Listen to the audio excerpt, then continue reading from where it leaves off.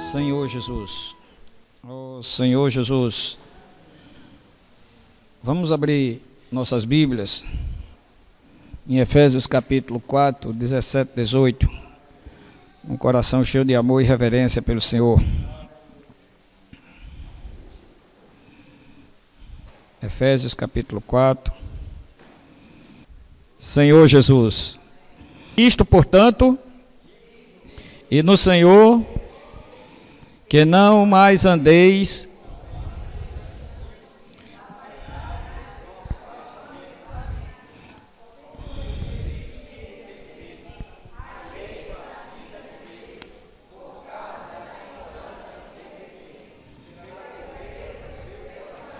Senhor Jesus, vamos orar, ler esses dois versículos, transformar numa oração, irmãos. Senhor Jesus, oh Senhor Jesus, Senhor Jesus, oh Senhor Jesus,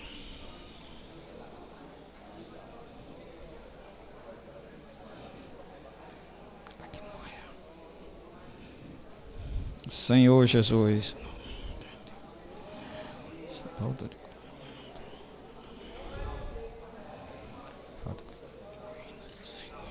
Senhor Jesus, Senhor Jesus, isto portanto digo e no Senhor testifico. Senhor, livra-nos de tal andar, Senhor, de um andar pagão, Senhor, uma vaidade dos nossos pensamentos. Livra-nos de nós mesmos, Senhor. Livra de toda treva de entendimento, Senhor, toda alienação da tua vida, pela falta de conhecimento, pela cegueira espiritual, moral, com relação ao Senhor. Livra de toda dureza.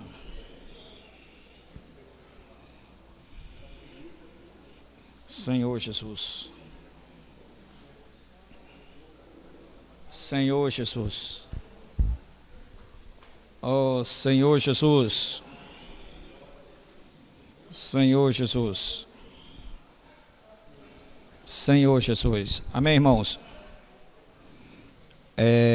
Lemos esses dois versículos, e aqui quando a gente vai desfrutando da carta aos Efésios, né, graças ao Senhor, que esses versículos 17, 18 só vai nos atingir de um lado, né, porque o contexto aqui é que por falta de viver o Senhor, por falta do conhecimento de quem é o Senhor, eles foram abandonando, e aí o 19 diz que eles se tornaram insensíveis e se entregaram à dissolução para com avidez cometerem toda sorte de impureza. Graças ao Senhor, isso não é, né, o nosso contexto, porque aqui ele fala de degradação mesmo com relação aos pecados carnais, né?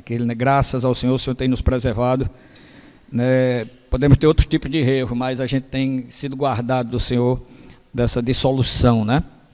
Mas, por outro lado, ele diz que a gente não deve andar segundo os gentios na vaidade dos seus pensamentos, os próprios pensamentos, com a escuridão das trevas no entendimento, alheios à vida de Deus por causa da ignorância, da cegueira no original moral, das coisas alheias a Deus. Por isso que o coração se endurece. Por isso que o coração se endurece. E a partir desse coração endurecido é o que vai nos nortear para a dissolução ou para outros caminhos. E nós, irmãos, fomos, desde que saímos do ventre da nossa mãe, nós somos criados em meio a todo um contexto de família, de vida social, de colégio, aquelas coisas todas, e isso foi formando o nosso caráter. E a vida por si só, as apreensões da vida, as coisas que foram acontecendo nesse contexto, por a gente não conhecer o Senhor, o nosso cérebro é uma máquina fantástica, é algo fantástico. Ele foi arrumando formas de a gente sair, driblar aquelas situações, né? A nossa mente, a nossa alma, por não conhecer o Senhor, ela foi criando regras, ela foi criando leis, para que aquelas coisas que iam aparecendo, a gente pudesse dá uma dribladinha, né? É aquela coisa. Só que esses pensamentos, esses desvios, essas coisas, essa busca pelo prazer, pelo bem-estar, por não aceitar aquela situação, por não entender o propósito, a identidade e o chamamento nosso, nós fomos criando isso, e isso foi formando na nossa mente fortalezas, isso foi formando barreiras, isso foi formando muros. E tem pensamentos, irmãos, que são muros de Jerusalém, né? E aí, num bendito dia, o Senhor vem e prega o evangelho para a gente, né? E o Senhor entra no nosso espírito. E agora, ele começa a nos ensinar que essas apreensões, a gente começa a ter clareza, que ele permite exatamente para que a gente não formule esses pensamentos, mas o busque, para que ele torne real o fato da cruz na nossa vida. Porque Satanás já foi destruído, o homem natural já foi destruído, a carne já foi destruída, isso está muito claro em Romanos 6, isso está muito claro em Colossenses 2, mais especificamente. Mas por que a gente ainda é tão atingido por essas coisas? Né? Porque a gente ainda insiste em manter essas fortalezas. A gente ainda insiste em alisar e proteger, porque essas fortalezas, inconscientemente, me livraram de muitos problemas, porque a circunstância veio e eu dobrei. Então, eu inconscientemente me apeguei a essas fortalezas, achando que ela vai resolver meus problemas. E a gente não quer abrir mão delas. Então, nós, em vez de nos tornar vasos de misericórdia, nós nos tornamos juízes, né? Juízes, porque a gente traçou metas, nós traçamos padrões, temos uma régua na mão, e que se as pessoas não se enquadrarem nesse padrão e nessa régua, elas estão fora. Quando o processo é o contrário.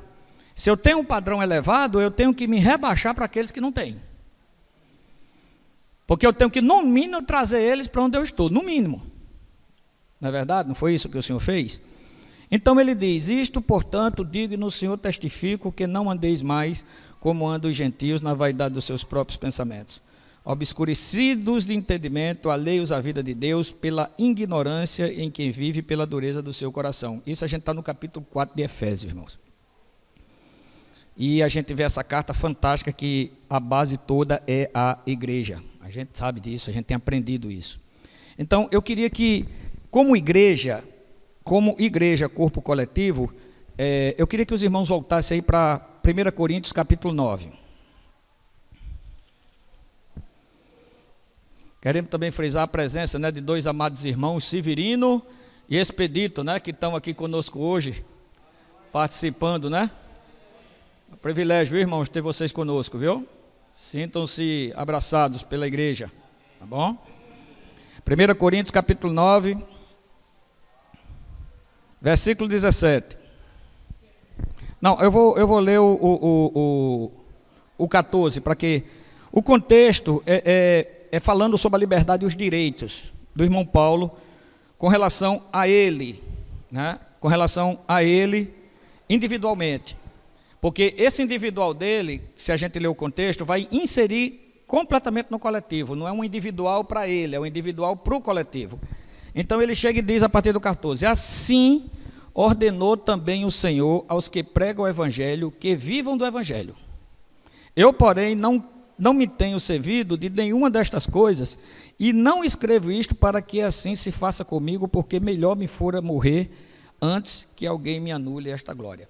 Paulo, ele não era dirigido pelo conhecimento do bem e do mal, porque existia algo dizendo que do jeito que ele vivia, eles teriam que ser remunerados. E se os irmãos forem olhar um pouquinho mais para trás, ele vai falar que, vocês receberam os dons espirituais, os bens espirituais, porque vocês também não servem com bens materiais, né? Mas ele não se valia dessa glória, porque ele sabia que se ele tomasse esse caminho, pessoas inescrupulosas, pessoas que não amam o evangelho e queriam tirar proveito disso. Então ele andava pela vida, ele dependia completamente do Senhor. E aí ele diz no versículo 16: se anuncio o evangelho, não tenho do que me gloriar, pois sobre mim pesa essa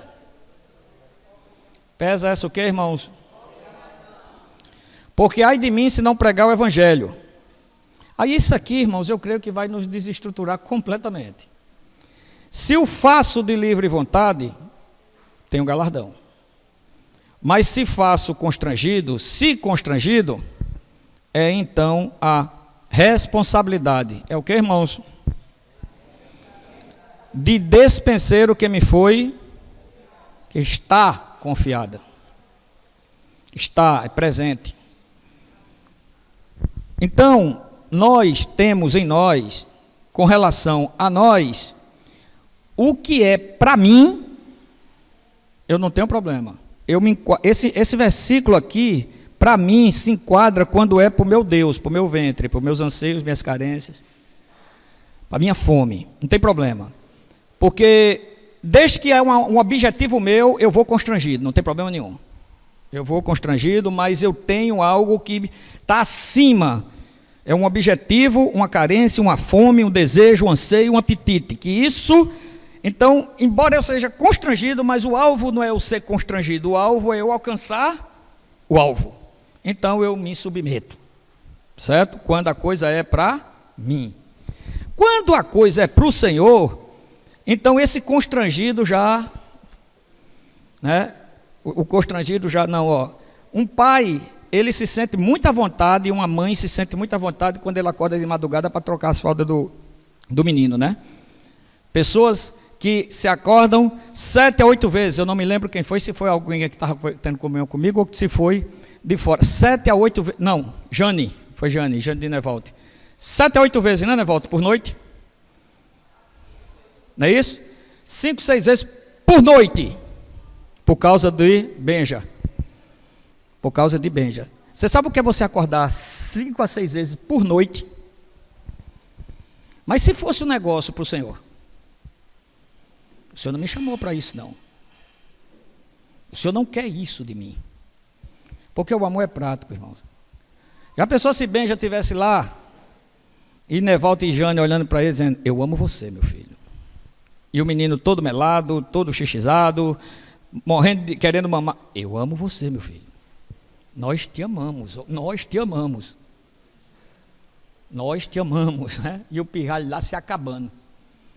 Não precisa, irmão, não precisa, quando eles percebem, porque eles não estão com a dureza de coração, eles não estão insensíveis, eles não estão cegos, porque algo supera a própria pessoa dele, que é aquela criança. Quando aquela criança faz, eles pinotam e vão atender a necessidade daquele indefeso, que se não deixar vai morrer, se deixar vai morrer. Mas quando é para o Senhor, a gente começa a se constranger. Não, o Senhor não quer isso. Porque Ele está dizendo que existe uma obrigação e existe uma responsabilidade para cada um de nós. Não é o que eu quero, é o que a circunstância exige. Porque aquela circunstância veio para quebrar quem eu sou. E eu me comporto desse jeito como me comportava antes de conhecer o Senhor, por isso que eu deixei as fortalezas serem criadas. E continuo alimentando as fortalezas, porque elas me valem mais do que o Senhor. Elas me dão uma certa segurança. Por isso que o Senhor chega e diz, o justo viverá por fé. Não é o crente, irmãos, é o justo. Ele não diz que é o crente. O crente de forma positiva só é falada, ao meu ver, em Gálatas capítulo 4. O crente Abraão, que sabia o que era ir para o monte para sacrificar e não para receber. Hoje muita gente sobe no monte para receber, mas não é para sacrificar. E o monte é sacrifício. Monte implica sacrifício. Monte não implica recebimento. Está lá Isaac que o diga e está lá Jesus que o diga. Os dois que subiram do monte foi para se sacrificar, não foi para receber. Então, o que é uma crença? A gente já teve comunhão sobre isso, mas é sempre bom a gente estar revendo. O que é uma crença? É a expectativa de um Deus que pode fazer por mim o que eu não posso. É aquele Deus em quem eu espero, travestido de esperança, mas é uma expectativa para me abençoar. Isso é crença. E aí eu venho para o culto, eu vou para esse monte, e eu vou fazer as coisas concernente a isso, porque, como diz o irmão Paulo Borges, Deus vai se converter. Deus vai ver que eu sou uma pessoa muito boa e que estou fazendo as coisas que Ele mandou, e aí Ele vai dizer, olha, eu realmente tem que te abençoar. E o que é fé? Paulo, no capítulo 2 de Gálatas, diz: não vivo eu, mas Cristo vive em mim. E esse viver que agora tenho na carne, vivo pela fé do Filho de Deus. Nós temos a nossa fé, mas a nossa fé, ela é do Filho de Deus, que é o primogênito entre os mortos. Jesus, por que Jesus é o Filho do homem? Por que Jesus é chamado o Filho do homem? Porque é o padrão que Deus quer. Então aquele que veio para aqui para a terra e agiu do jeito que agiu, morreu por nós, ressuscitou e veio para dentro de nós como nossa fé para a gente ser igual a Ele. Igual a Ele. Ele não veio para dentro de nós para ser Cristo mais eu. Mas não vivo mais eu, mas Cristo vive em mim. E vivo pela fé do Filho de Deus. Então, não é a minha fé, é a fé do Filho de Deus na minha fé. Então, ele está dizendo que pesa sobre nós uma obrigação e um constrangimento. Ele diz, porque quando vem a obrigação, o constrangimento vem. Por que o constrangimento vem?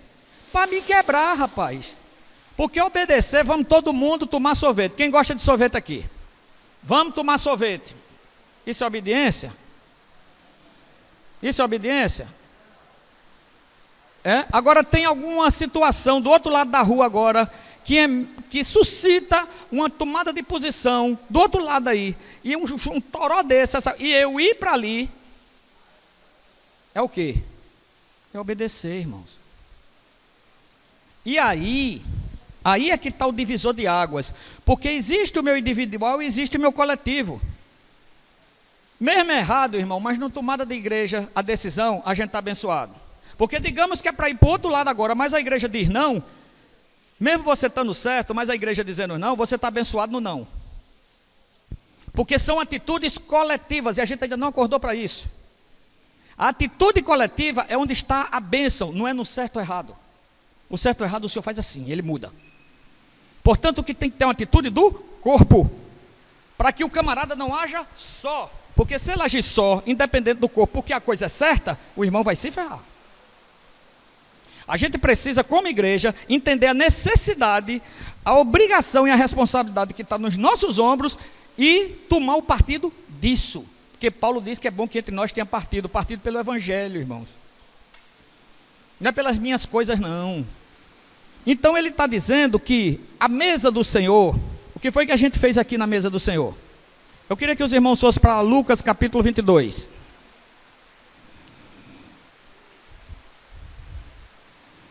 Lucas capítulo 22. A partir do 14. Eu vou ler até o 18. Todos acharam?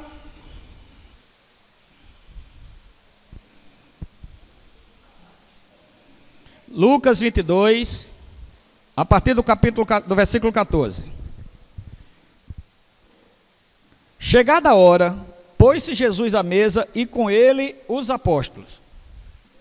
Pôs-se Jesus à mesa e com ele os apóstolos, aqueles que seriam enviados para proclamar a verdade que eles estavam vivendo, ouvindo e vendo, que seriam as minhas testemunhas, para pregar a verdade universal, onde chegaríamos até nós e nós daríamos sequência, como nós estamos fazendo até hoje.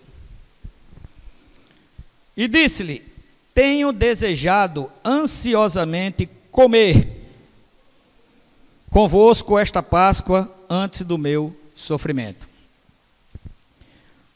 Pois vos digo que nunca mais comerei até que ela se cumpra no reino de Deus. E tomando um cálice, havendo dado graças, disse: recebei e reparti entre vós. Pois vos digo que de agora em diante não mais beberei do fruto da videira, até que venha o reino de Deus. E, tomando um pão, tendo dado graças, o partiu.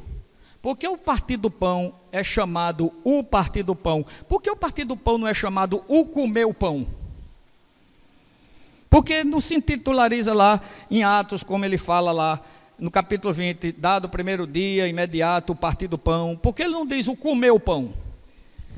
E tomando um pão, tendo dado graças, o partiu e lhes deu, dizendo: isto é o meu corpo oferecido por vós. Fazei isto em memória de mim. Memória. Então o que é que ele está dizendo? Tá certo? Fazei isto em memória de mim. O que foi que ele fez, que ele disse que a gente fizesse em memória dele? Ele partiu. Um parênteses. Quando foi que os irmãos de Emaús reconheceu que aqueles que lhes falava e o coração lhes ardia, apesar de estar vendo Jesus sem saber quem era Jesus, porque eles tinham uma crença em um Deus que viria para satisfazer os desejos do ventre, da carência, das expectativas dele. E Jesus não fez. A ponto de esse Deus estar na minha frente e eu não conhecer. Porque eu não tinha fé, eu tinha uma crença. E ele só veio ter a fé quando Jesus partiu o pão. Quando Jesus partiu o pão, o que é que o versículo diz lá no capítulo 24? Que os olhos deles se abriram. Não foi quando Jesus deu para comer, foi quando ele partiu. Porque o pão não é mais meu, o pão é nosso. Um pão inteiro, se o grão de trigo cair na terra e não morrer, fica ele só. Mas se ele morrer, produz muito, não é muitos frutos, é muito fruto, que é ele mesmo em nós sendo partido. Fazer isso, partam, façam a mesma coisa que eu fiz. A comida está em segundo plano. A comida não está em primeiro plano, não é só a comida, mas Satanás pega até isso, porque você vai ver o que é que vai acontecer nesse capítulo aqui, 22, e faz o contrário, tira o foco do partir, daquilo que eu recebi, e coloca no comer, porque o que é santidade? É isso aqui. Santidade o que é? O que é que a palavra diz? Você primeiro parte e depois come. O que é o pecado? O que é que diz lá? Comeu a mulher, depois deu. Pecado é o contrário. Pecado entrou quando primeiro eu me satisfaço e depois que eu estiver satisfeito, aí eu vou partir. Né? Então ele diz: semelhantemente, depois de cear, tomou o cálice, dizendo: este é o cálice da nova aliança, do meu sangue, derramado em favor de vós. Todavia a mão do traidor está comigo à mesa. Porque o Filho do Homem, na verdade, vai ser segundo o que está determinado, mas ai daquele por intermédio de quem ele está sendo traído. Isso aqui é um divisor de água, irmão. Isso aqui tem tudo a ver com o sacrifício que Jesus fez por nós. Ele está dizendo tudo o que iria acontecer daqui. Jesus aqui está culminando o que seria no Getsemane, está chegando bem pertinho. Você sabe o que é que está no nosso coração? Você sabe o que é que está no nosso coração, no meio de um falar desse poderosíssimo, de mudança de vida, de mudança de situação, de mudança de condição, de transformar a gente em seres decadentes, numa pessoa imagem e semelhança de Deus?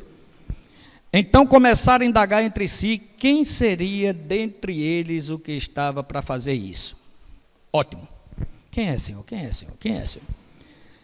Suscitaram também, enquanto eles queriam saber quem é o traidor, suscitaram também entre si uma discussão sobre qual deles parecia ser o maior. Lembra o que João Batista falou? Convém que ele cresça e que eu diminua. Está vindo um que é maior do que eu. A gente não conhece o que está dentro da nossa carne, irmão. A gente não conhece. Sobre qual deles parecia ser o maior? Aí Jesus foi e colocou eles no devido lugar. Mas Jesus lhe disse: olha, os reis dos povos dominam sobre ele, porque o que a gente quer, irmão, é dominar. O que a gente quer é manter a segurança. O que a gente quer é que a coisa esteja no punho, no controle da coisa. Sobre eles. E os que exercem autoridade são chamados benfeitores. É domínio e autoridade. Isso tá, a maior briga é por causa de quê? É porque o cara não quer ser caldo, o cara só quer cabeça, rapaz. O cara só quer ser o tuchal. Entendeu? Mas vós não sois assim, mas vós não sois assim. Ele não diz assim, ó, mas vós sereis assim, porque o Espírito ainda não tinha sido dado. Mas ele diz, ó, mas vós não sois assim. Pelo contrário, o maior entre vós seja o menor, e aquele que dirige seja como o que serve. Isso está no contexto da mesa, ele está falando isso na mesa, irmãos. Na última, na que ele está dizendo, que ele disse que nunca mais comeria, nunca mais beberia. Porque ele está querendo mostrar para a gente aqui, que a gente tem que ser do mesmo jeito. Que eu não tenho que estar preocupado com minha comida, eu tenho que estar preocupado em exercer a fé, porque o justo vive pela fé. Então o que é fé? É a consciência do que eu recebi, e agora eu vou partir, eu vou dividir para com quem não tem. Isso é fé. Aí ele chega e diz, pois qual é o maior? É quem está à mesa ou quem serve? Porventura não é quem está à mesa? Pois no meio de vós, né, sou como quem serve. Quem era o maior na mesa? Quem era o maior naquela mesa? E quem era que estava morrendo por todos eles? É isso que ele está ensinando aqui, ó. A quem muito é dado, muito é cobrado. O preço que Jesus pagou foi muito alto. Então ele tem dado coisas a nós, e não se preocupe não, irmão, vai ser cobrado. Vai ser cobrado. Vai ser cobrado, e a gente está vivendo como que em uma anestesia, e a gente não está percebendo que as coisas estão acontecendo. O fim está chegando. O Senhor está voltando. Mas no meu e no seu coração, a gente recebe isso de modo religioso. A gente não recebe isso de modo de vida. Porque se a gente recebesse isso como vida verdadeira, a gente já tinha mudado muita coisa. E quando eu estou falando a gente, irmão, é a igreja do Senhor na terra. Ah, o Senhor está voltando. É cheio de propaganda, mas o quanto isso é real. O quanto isso é real. Vito e Lirra, quando vem passar alguns dias aqui em casa, o que é que a gente faz? A gente prepara o quarto, porque a gente tem a realidade que está chegando uma pessoa, e eu não posso ser pego de surpresa, ele chegando. Como é que vai ser? Vai dormir como? Vai encontrar a geladeira limitada, porque a gente faz a feira para 3 pessoas. Mas está vindo da última vez, daquela vez que veio a família toda, veio 5, 6 pessoas. O que é que eu tenho que fazer? Eu tenho que me preparar para receber o que é que está vindo. Mas eu tenho essa consciência do Senhor? Eu não tenho essa consciência do Senhor. E a gente precisa se arrepender. Irmãos, a palavra é arrependimento. Isso o Senhor vem me falando, ó. A partir de mesmo, a gente precisa se arrepender para ontem. A gente precisa de arrependimento, a gente não precisa de obras, a gente não precisa de avanço, a gente não precisa de pregação do Evangelho no sentido negativo. Eu preciso de arrependimento para que essas coisas sejam real. Porque muitos vão estar pegando o Evangelho, muitos vão estar fazendo a obra, muitos vão estar fazendo as coisas e vão ser pegos de surpresa. Porque não conhecem o Senhor, porque vivem numa crença, não vivem numa fé. Eu não vivo numa consciência de um Deus que está dizendo, eu estou voltando, meu filho, te prepara. Não entendo o que acontece comigo. Não entendo o que acontece comigo, é para me quebrar, é para me transformar. Não entendo que para ir para aquele banheiro, apanhar ali as coisas. Quem é que gosta, irmão? Quem é que gosta? Você gosta? Você tem prazer de ir para um banheiro? Você tem? Mas não tem uma necessidade de uma obrigação.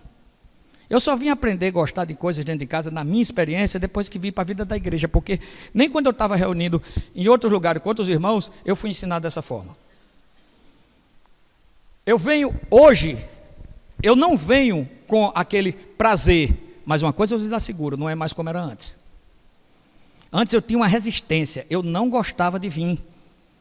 Eu não gostava, mas o Senhor começou a me incomodar. O Senhor começou a me incomodar, e eu comecei a forçar a barra nele, na consciência de que se eu fizesse em mim, aquilo ia aumentar, aquilo ia crescer e se voltar contra mim. Eu digo, está aqui, Senhor, eu estou indo em ti. E hoje, o que é legal? É vir e estar com os irmãos, a gente conversando, a gente limpa isso aqui tendo comunhão. E se torna agradável, né, Diego? Já chegou de ter 3 pessoas fazendo aqui porque os irmãos não puderam vir. Foi peso, Diego? É peso para tu, Tânia? Quem faz aqui, se for peso, pode dizer. Porque vai se tornando agradável. Porque as fortalezas que estão na minha cabeça, que me constrangem a fazer aquilo, elas estão sendo destruídas. Eu detestava gato, eu não gosto de ser referência não, irmão. Mas dentro do contexto, eu quero dizer que a coisa funciona. E que eu sou livre de qualquer pretensão de referencial, não. Mas os irmãos sabem. Eu cheguei na vida da igreja, eu tinha pavor a gato. Eu tinha ojeriza gato. Eu não gostava de gato. Até os irmãos, a gente saía para pregação, quem sabe, sabe. Tirava maior onda. Eu nunca gostei de maltratar, mas eu não gostava. Mas comecei, daí Ju gosta, comecei, fui para ali. Quem bota os gatos dentro de casa hoje sou eu. E quem gosta, fica, não. Os gatos estão na minha cama. Gosto tanto de um que divido minha mulher com ele. Entendeu? E não posso fazer nada. Não tem mais o que fazer. Chego lá, está o gato do lado e os irmãos já sabem a história, eu não vou entrar nesse contexto não. Entendeu? Então veja uma criatura dessa, ó, essa aqui, ó, assim, muitos irmãos, ó, tá vendo? Ó, fica aqui escutando. Sabe que isso é brincadeira. Mas o que eu estou tentando dizer, água de coco, eu tinha pavor água de coco, irmãos. Mas comecei a beber. Tá certo? Estou começando a pensar, a ensaiar o café sem açúcar. Porque a gente tem uma barreira que o café com açúcar é porque é gostoso. Mas me faz mal. Mas por que eu não consigo tomar sem açúcar? Porque existe uma fortaleza na minha mente dizendo que o café só tem gosto se for daquele jeito. E é mentira. E é mentira. Isso fui eu que criei numa evasão ou uma cultura me dizendo que tem que ser desse jeito. E é mentira. Agora, como é que eu vou saber que é mentira? Se eu for, irmão. Se eu praticar, a atitude, o amor, ele produz, ele é produzido. Ele não, eu vou sentir para ir, não, irmão. Você tem que quebrar para sentir. Agora, se eu me sinto constrangido e não vou, como é que é isso? Vós sois os que tende permanecido comigo nas minhas tentações, nas minhas provações. Agora, preste atenção, viu, irmãos? Assim como meu pai me confiou um reino, eu vos confio. Sabe a quem ele estava confiando um reino? Essas pessoas que queriam ser o maior. Já queria saber que era o traidor, que Jesus ia morrer, e quem era que ia ocupar o lugar dele. Onde é que está isso? João e Tiago pediram, acharam pouco, mandaram manhinha. Manhinha foi lá pedir, não foi assim? Isso é o que está no nosso coração, mas ele, olha, assim como meu pai me confiou um reino, eu vos confio, para que comais e bebais na minha mesa, no reino, né? Para que comais e bebais a minha mesa no meu reino, e vos assentareis em 12 tronos, em tronos para julgar as 12 tribos de Israel. Esse é o contexto. Então, o Senhor, ele está dizendo que a mesa, o foco não é eu vim e comer e beber. O comer e o beber é para me gerar a identidade de quem eu sou e agir segundo a fé do Filho de Deus que está em mim, e do jeito que ele agiu aqui, eu haja. Por isso que ele diz, fazer isso em memória de mim, porque Jesus disse, não vou mais comer e não vou mais beber, porque a comida e a bebida não era o alvo. A comida e a bebida é a memória dele do que ele fez, da atitude que ele fez, porque Deus amou o mundo de tal maneira que deu seu filho por cada um de nós, e eu preciso agora saber que eu estou comendo como um referencial daquele que fez isso. Ele parte, o que ele recebe ele parte. É esse o referencial da mesa, e eu tenho que agir da mesma forma. Agora eu chego aqui, ó, se eu te dou graça, e como, vou para casa, e o irmão do meu lado se acabando. A gente não entendeu a mesa. Por quê? Porque a gente vive numa crença. A gente vive numa expectativa de um Deus que satisfaça as minhas carências. Porque Deus deixou de ser o nosso Deus. E há umas 2 semanas atrás, a gente disse que a gente tem uma concorrência muito forte, embora não é concorrência. É concorrência para nós, para ele não. Que é o tal do mamon e o nosso ventre. Só que o nosso ventre não é chamado de Senhor, o mamon é. Né? Então, nós temos o nosso ventre, ele é que dita as normas. Então eu não consigo entender que andar no Espírito é andar nessa consciência de fé, que eu não vou receber, eu já recebi. O diabo chega para mim e para você e diz assim, ó, você só vai ser quando você fizer, quando você chegar. E Deus diz, você é meu filho santo, amado e eleito. Então eu fico fazendo as coisas para alcançar um alvo, e o Senhor está dizendo, você é. Vivo pela fé do Filho de Deus. Viverei. É assim que a palavra diz? Um morreu por todos, logo todos morreram. Né? Para aqueles que vão viver, vivam. Para aqueles que vivem. Então o Senhor está dentro de nós para quebrar. Então, irmão, na igreja, encargo não é desejo. A gente já viu isso. Eu não tenho encargo para isso. O que é encargo, irmão? Defina encargo, que eu preciso entender o que é que você está dizendo de encargo. Porque ele está me dizendo aqui que existe uma responsabilidade e uma obrigação. O que é que tem a ver encargo? Porque se o senhor acontece agora um problema, eu não tenho o mínimo vontade, eu não sou constrangido, mas existe uma circunstância, existe uma obrigação que tem que ser feito. O menino está lá se acabando, o cara quer dormir, tem que ser feito nele. Porque esses meninos aqui, esse casal só se levanta no Senhor, porque é o instinto de Deus que faz isso, porque é o amor mais próximo que a gente tem nessa terra, de pai e mãe. É o que pode representar, o que chega mais perto de Deus. Então fica Jane e Nevaldo, olha, tu acha que a gente deve? Dá para a gente aguentar mais 10 minutinhos assim, né? Vamos nos levantar que Jesus está lá no local esperando a gente. Não, Jesus já está no seu espírito dizendo, levanta, cria vergonha e vá para o local. Para você ir para o seu encontro. Isso é só um ponto, muitas outras coisas. Mas fica Nevaldo e Jane, será que a gente deve levantar? Tu está com encargo? Não, eu não tenho encargo de me levantar, estou com encargo de dormir. O Senhor me deu ali, e tem mais essa, se a gente dormir, tu sabe como é que vai ser. Uma noite mal dormida é terrível, o menino se acabando lá. E eu preciso agora confabular com minha esposa, Nevaldo, e agora com Jane, para saber se a gente tem encargo ou não de se levantar para cuidar do menino.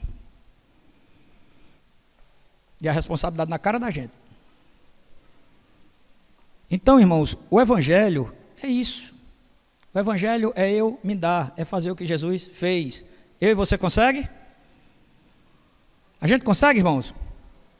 A gente consegue? O mais diligente, o que é que a gente canta? O mais diligente não vai conseguir. Por isso que a gente tem a fé do Filho de Deus. Agora, ou eu alimento meu ventre, ou eu alimento ele. A questão da igreja está no Deus que eu alimento. O Deus dele é o ventre. Por quê? Porque tem Deus agora como uma crença, não tem Deus como uma fé. Então, irmãos, ele chega, eu queria que os irmãos fossem lá, voltassem lá para Efésios capítulo 2.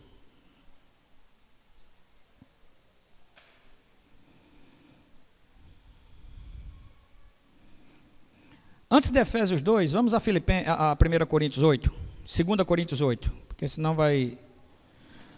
2 Coríntios 8.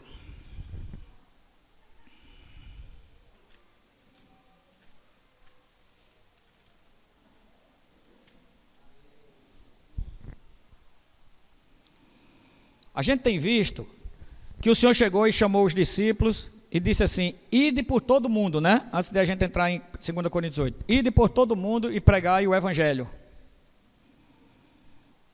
Ide por todo mundo e pregai o Evangelho. Ide por todo mundo e pregai. Individualmente, ele me colocou aonde? Numa corretora. Botou você aonde, Pedro? No sistema bancário. Botou Manuel aonde? Na educação. Eu não tenho, e até tenho, mas esse tenho não está adequado. Como ser quem Deus quer quem eu seja, sem essas minhas experiências naquele lugar, sem um coletivo. É o que eu aprendo na coletividade, que é na coletividade que eu aprendo o que é o Evangelho. Então eu levo para o meu individual. E as experiências que eu tenho no meu individual, eu trago para o coletivo.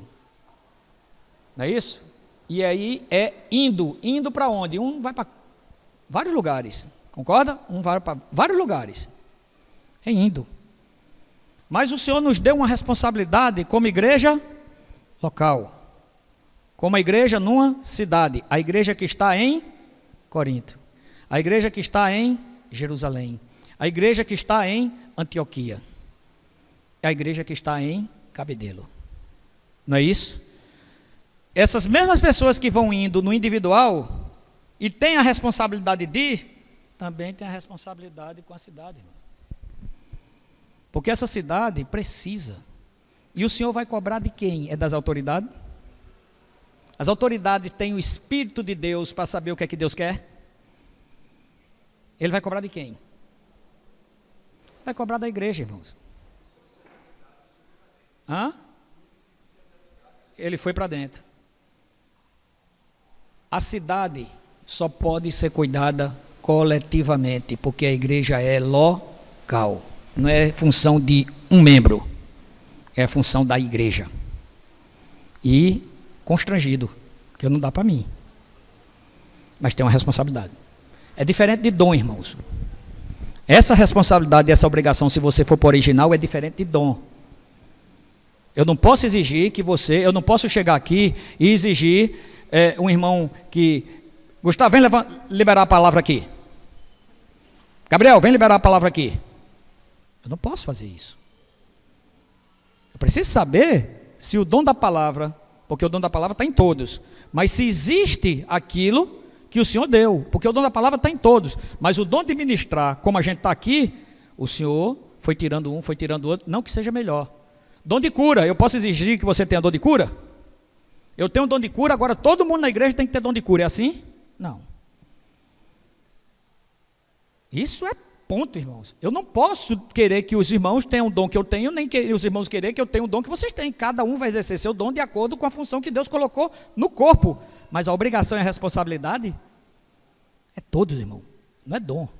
É obrigação e responsabilidade. Isso é para aquele do menorzinho que chegou hoje ao presbítero. Isso é responsabilidade. E o menorzinho não vai saber não. Por isso cabe aos presbíteros levar. Porque vão ser os primeiros a serem cobrados. Agora, se eu ficar confundindo responsabilidade com dom, aí o negócio dá sério. Entendeu? Então a gente precisa pontuar essas coisas para que a gente entenda que a gente tem uma responsabilidade sobre nós. Agora, quer uma coisa?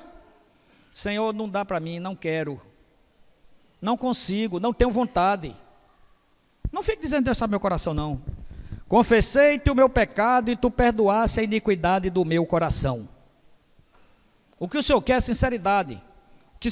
O Senhor não quer você com um coração constrangido. Uma confissão verdadeira vale mais do que você estar lá. Então o que eu estou tentando lhe dizer, e estar lá, irmão, não é um encargo específico, é estar lá com a visão, sem a cegueira espiritual, do que eu tenho que fazer nessa cidade no Senhor. Na oração dos santos, por isso que é um encargo coletivo, não é individual. O individual eu faço lá na corretora. Porque eu já estou entendendo o que é que o Senhor quer. Chega uma pessoa ali, eu já estou entendendo, o Senhor já está me mostrando que está precisando. Levanta uma coisa ali, mas é foda, não precisa. Irmãos, está acontecendo um negócio aqui, dá para a gente fazer? Irmãos, não é individual, é indo, vai embora, vai fazer o que o Senhor te deu. Mas quando chega aqui, a conversa muda. E é a mesma coisa. Não são coisas diferentes, são aspectos diferentes de uma única coisa. Mas que eu preciso entender isso. Por isso que Paulo diz, eu rogo para que vocês entendam quem vocês são. Para que foi que vocês foram chamados? Vocês foram chamados para ter uma fé justa, tá certo? Que o que recebe vocês partem, porque foi isso que eu fiz. Então quando vocês comem isso em memória de mim, é para vocês fazerem o que eu fiz. Não é para vocês comerem com uma sanguessuga de Provérbios 28. Me dá. Então o que a gente precisa entender é que, e olha outra coisa terrível e maligno. Quando a gente fala em se doar e fala em ofertar, a primeira coisa que vem no nosso coração, o que é? Mamon.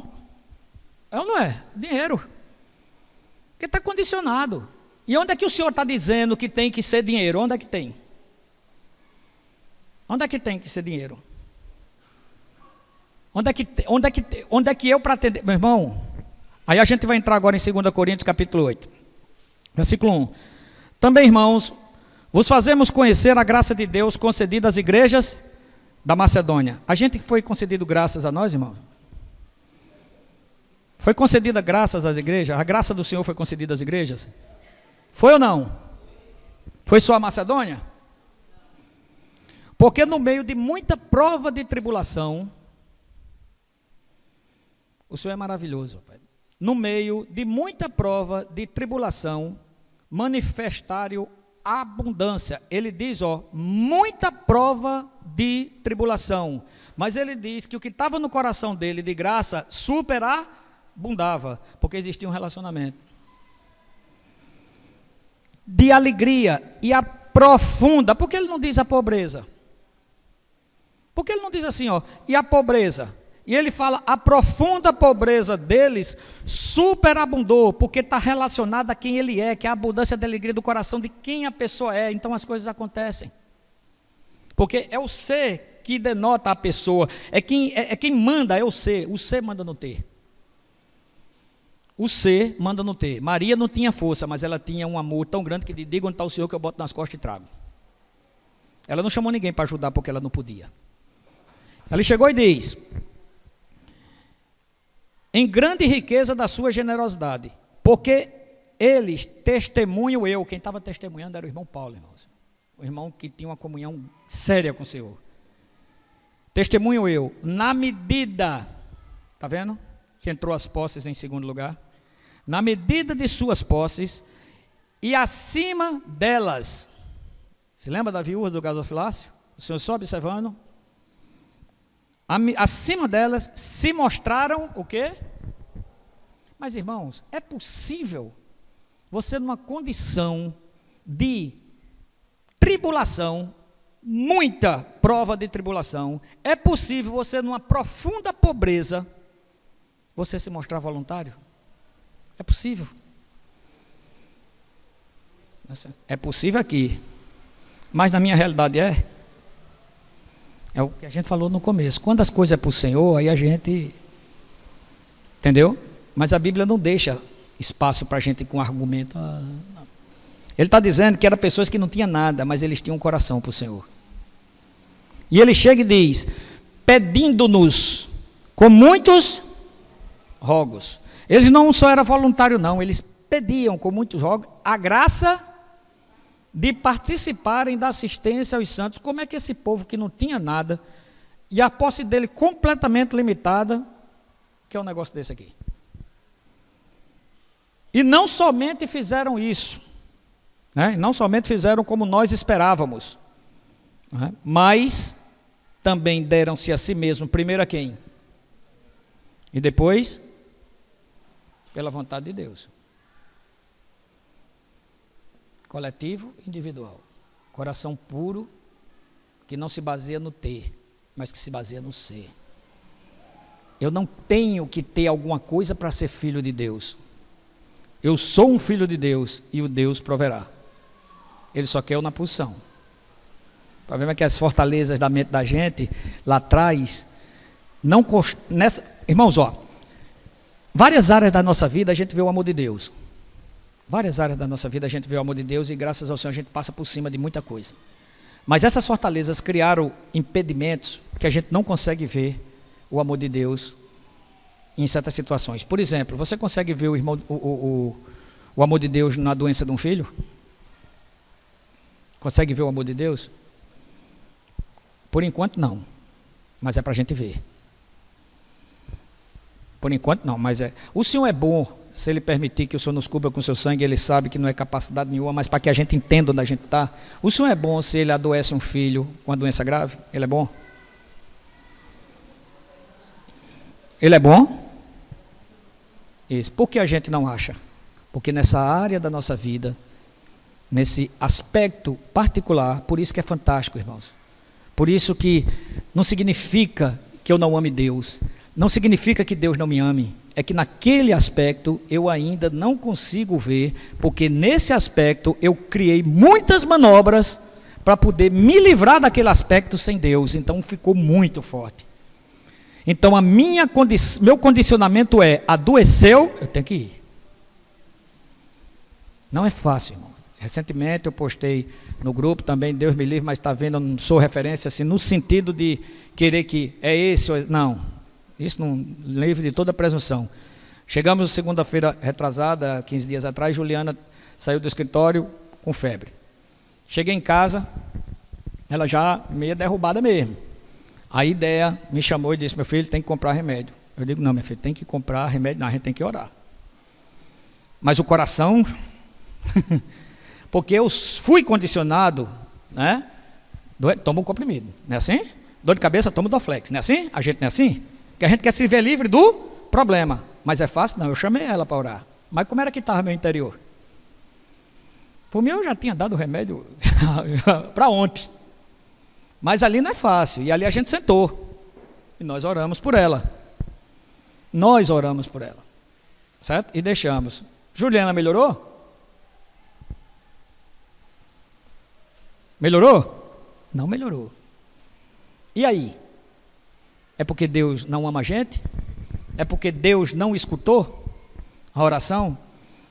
Problema, Juliana está guardada e basta um toque do Senhor que a gripe vai-se embora, fica boazinha. Ele queria trabalhar com minhas fortalezas dela.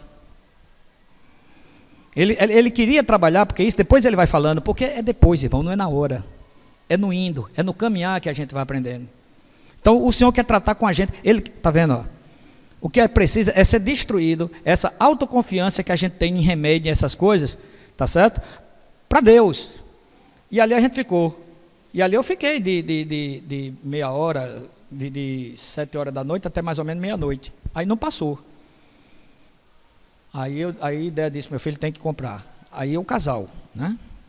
É o casal. O individual, tá vendo? Fui até onde o individual, mas entrou o casal, entrou a corporatividade, entrou a comunhão. Meu filho tem que comprar. Aí eu saí, madrugada, mas eu não tinha encargo. Eu não tenho encargo de sair de madrugada para comprar remédio para Juliana. É fogo, né? Sair de madrugada para comprar remédio para Juliana. Mas me pesava uma responsabilidade. Me pesava uma obrigação. Porque ela é minha filha. E aí eu saí.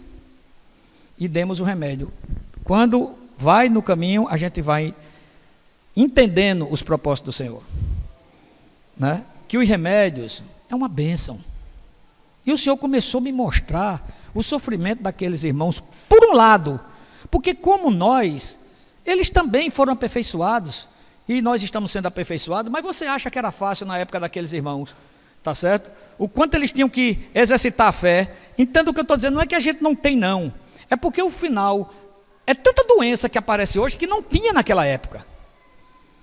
Hoje está aí, doenças fabricadas, doenças que, entendeu como é que é? E nós somos humanos, irmãos. Nós somos pessoas espirituais tendo experiências humanas. E o Senhor, na sua infinita misericórdia, nos deu os medicamentos. Mas é para eu pôr meu coração nos medicamentos? Não, porque quantas pessoas já tomaram o medicamento errado e quase que morrem? E aqueles que já morreram, porque confiaram na coisa errada. A gente primeiro ora e deixa o Senhor e a paz de Cristo seja o árbitro. E ali pude comprar aquele remédio em paz. E ali pude começar a louvar ao Senhor pelo remédio.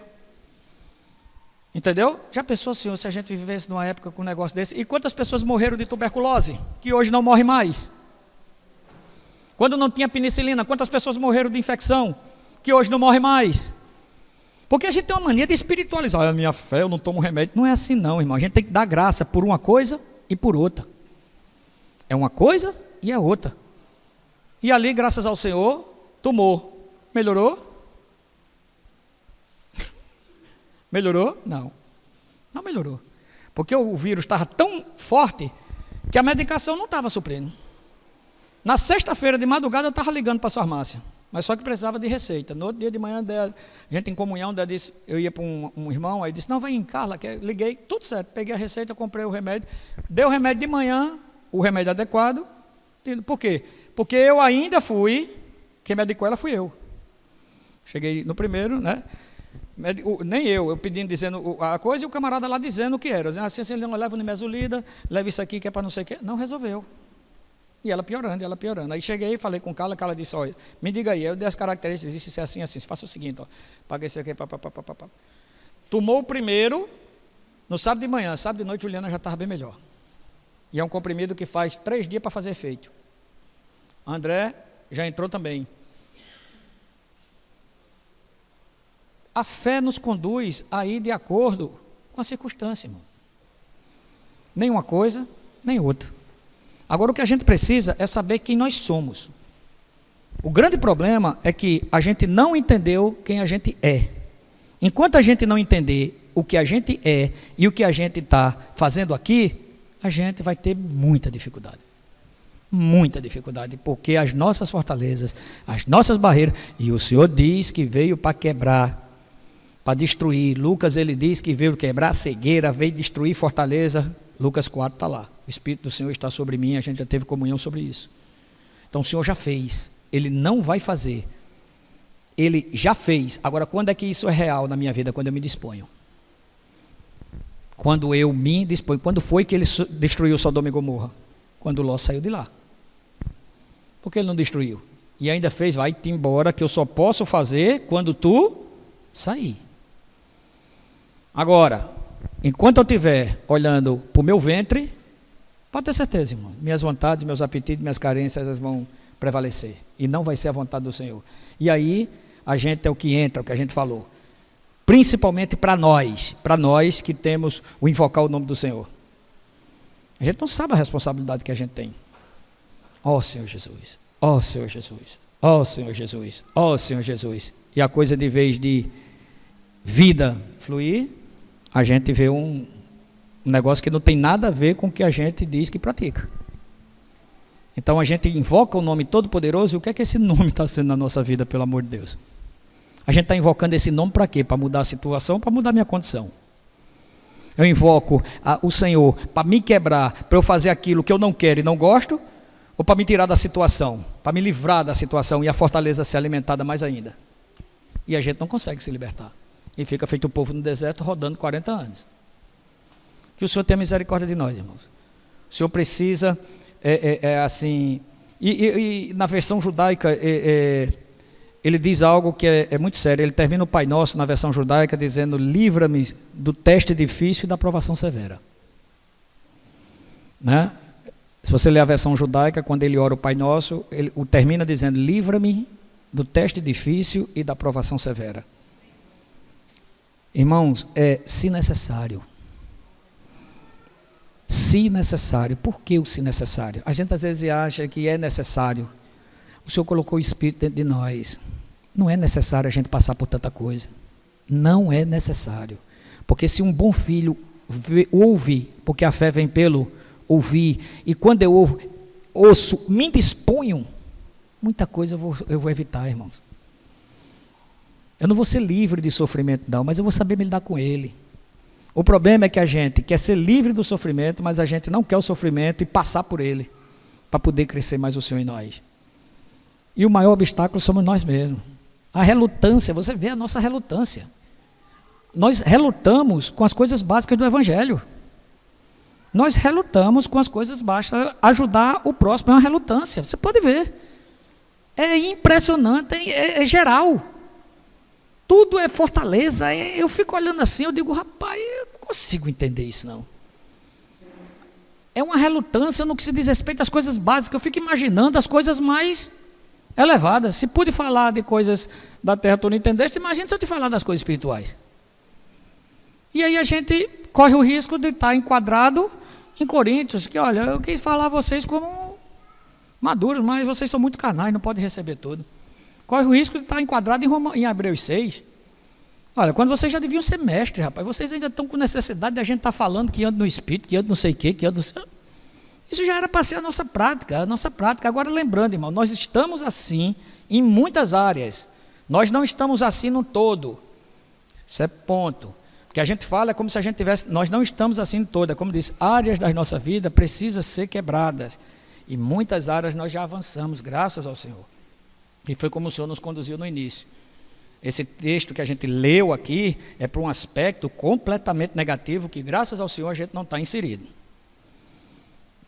Nós não estamos com dissolução, nem devassidão de pecado, nem adultério, nem está aí com coisa desmantelada. Graças ao Senhor. Mas chegaram nesse ponto porque começaram. Isso é só uma consequência de uma posição. Não é que graças ao Senhor vai acontecer conosco, não, porque a gente conhece, a gente vê que o nosso problema é outro. É em outra área que a gente ainda não conhece o amor de Deus, que a gente precisa conhecer. Em muitas áreas da nossa vida a gente conhece o amor de Deus, a gente abre mão, a gente vai em frente, a gente segue, e graças ao Senhor por isso. Mas tem muitas outras áreas que a gente ainda não está vendo o amor de Deus, por isso que a gente ainda reluta tanto e alimenta tantas fortalezas. E que o Senhor tenha misericórdia de nós, né? Jesus é o nosso Senhor.